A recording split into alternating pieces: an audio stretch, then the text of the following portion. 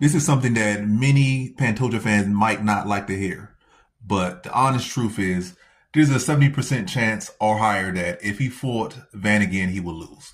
I understand he was looking good in the short bit of the fight that was going on, but coming off the injury now, being up there in his mid to late 30s now, going in with a very young Joshua Van who has been proving to be and continue to prove to be a great counter grappler or good at, good scrambler and, a headache for grapplers.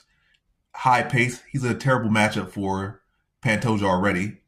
And now that Pantoja's only going to get older, Van's only going to get closer to his prime, and Pantoja's coming off injury, if that is the matchup that Pantoja has next, there's a very slim chance that he'll be able to win that match by this thing. It heavily favors the younger fighter in Joshua Van.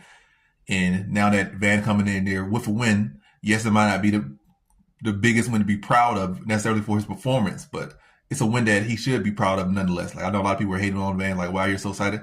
I mean, whether it's a slip on a banana peel or you just go out there and dominate, a win's a win, and winning a world title and now forever being etched in the history as a UFC champion, that's a big deal. So he has all the rights to be happy, Joshua Van does. And I think, again, if they do fight it again, I think Van wins that one. I think Cop is a much more dangerous matchup for Van, particularly stylistically wise. But yeah, that's the matchup that's most likely gonna happen next. But then again, Cop can't even make weight, so that's another thing there. He might not be able to get the next fight because of his history with weight misses.